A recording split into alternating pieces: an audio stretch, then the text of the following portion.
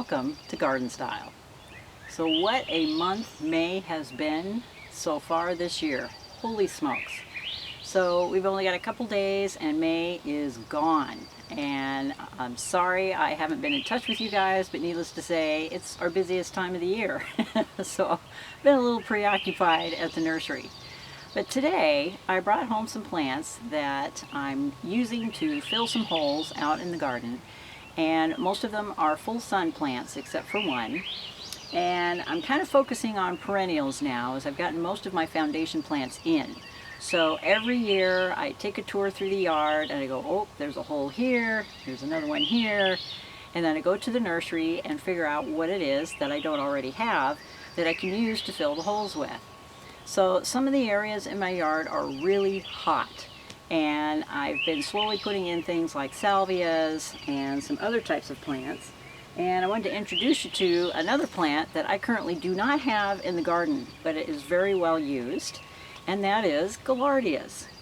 Now, if you haven't heard of gaillardias, I will tell you right now, these are an amazing plant. They're starting to bloom now, and they will just keep blooming all the way until the first frost. And I really like them because this is a type of color and a type of flower that can actually take you through till fall as well, just because it's got some really neat fall colors in it. But after taking a look in the garden today and making some notes, I realized I don't have a whole lot of yellow and red, and I need to add more to the garden. I'm a lover of pinks and purples and magentas and of course white, but I'm missing a lot of yellow. So I decided to put some yellow in there as well as some more reds. In my last video I mentioned salvias, the hot lips version, which is red, and that's just kind of my first shot, other than, you know, rose bushes, to get more red in the garden. So this is my other shot at getting some red and yellow into the garden. Now this is a fantastic plant in full sun. They can put up with drought, and they're very hardy. This particular variety is called a gaillardia goblin. It's a very common variety in gaillardias. And they're extremely popular just because they're really hard to kill. You'd have to try really hard to kill one of these things once you've planted it. And I like it too because it's extremely hardy. This thing is good down to minus 40 degrees. So even those of you who live in really cold areas can be able to plant one of these and expect it to be able to come back the next year. Now, as you can see on this particular plant, it is just loaded with buds. And that is what they do. Once they get blooming, they will not quit. Now, I will advise that you deadhead them just like you would any other plant, so it's not putting all its energy into trying to make seeds, and it'll continue to keep sending up blooms. And I feed these guys once every 6 weeks just to keep the blooms coming, and I'll stop feeding them probably around August, September, when everything starts to slow down as our light starts to dissipate. But there's another variety of gaillardia. I want to show you this one, and I ended up getting both of them because I couldn't decide which one I wanted. So I got them both. And this one is also a gaillardia, and it's more of an orangey red with a really frilly flower, if I can say that right. And I'll give a close-up picture down in the corner so you can see how frilly it is. And this one is called Fanfare Blaze Gaillardia. And again, you can see all the different buds on the plant. It's just real bushy, and I just can't wait to start to plant them in the garden. But there's some great companion plants that go along with these, and I'm going to try and make a point of telling you what some of the companion plants are so that you can group them together in your perennial beds. And there's a whole list of them here, and I'm just going to cheat and read it right off the tag. But Coreopsis, of course, is a really good companion plant with it. Rudbeckias, Salvias, Veronica, Agastacia, Leucanthemum, or Shasta Daisy is the common name for that.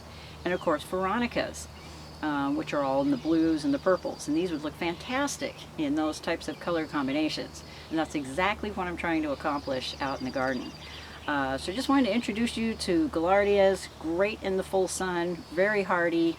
And they come in a variety of different patterns, leaf shapes, petals, so I encourage you to go to the nursery and just look them up. We have probably 4 or 5 different varieties of gaillardia, and this is the time of the year, as we start approaching June, that perennials really start to get up and get moving. Most people have their annuals planted already, and now it's time to walk the yard and start filling the holes that you're seeing with some really fun plants. And gaillardias is one of them. So another plant that I've had in the yard, but I want more of, and that is calla lilies. Now, there is a huge variety of colors that are available with calla lilies, but one point that I really wanted to make with you guys today is that there are hardy calla lilies and there are some that are not so hardy. So when you go out to look for some, make sure that they're hardy enough in your zone where you can leave them outside. Now, all your calla lilies come up from a bulb or a tuber, and this just happens to be the hardy variety of calla lily. And I'm going to give you a name here. Oh, I can get the tag out of the pot. Good heavens, it is in there. Here's one. It's a little easier. So anyway, I love them because they're just kind of an elegant flower, and this particular plant will send up more than just one bloom. They will actually send up 3, 4 different types of blooms, and the older the plants get, the more that they're going to send up. And the way I am putting them in the garden, they're going to actually sit towards the back because these can get fairly tall. And I'm combining them with all of my daylilies. I have salvias in that same garden, and they're just real elegant at this time of the year when they come up, and of course they make an excellent cut flower. I know a lot of people who absolutely adore calla lilies just for that reason. And just real elegant out in the garden. So this one, of course, is a hardy white, and it's hardy down to -10 degrees. And these can get up to 40 inches tall, which is why I like them. And they make a fabulous statement when you group a bunch of them together in the back of the garden. And I just combine them with some of my other bulbs, like my hardy lilies that I put with them. Mostly daylilies that I have out there, as well as oriental lilies, because they're all coming up and blooming at different times. And it just keeps the garden interesting and keeps it flowing with blooms. But I really like these. And some of your less hardy calla lilies, I'll shoot up some pictures, 3 or 4 of them in the corners here, so you can get an idea for some of the different colors that you can get. And their leaves come in different colors as well. You can get them in a solid leaf like this, or you can get them where they're speckled. They become long and skinny. There's just so many different varieties of them. And for those that are a little more tender, just dig up the bulbs in the fall and store them during the winter time, and you can bring them back out in the spring and replant them. These are also fantastic in containers. They do real well in containers. And after a while, when they get big enough, you can actually dig these up and divide them and start spreading them out. And I started doing that in my garden, but I'm a little impatient. I want to get some of these holes filled this summer. So I brought a couple more home to just help fill in some holes that I currently have in the back of the garden. So what else can I tell you about this guy? They usually bloom from late spring to summer, right about now. Their stems are very sturdy, so they're really good if you have a little bit of wind or a windy area. They can actually hold up pretty well in that.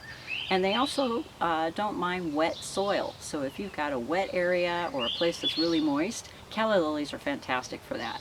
And they don't seem to mind it a bit. So there's another one that I'm adding to the garden here in just a few minutes when I'm done talking to you guys.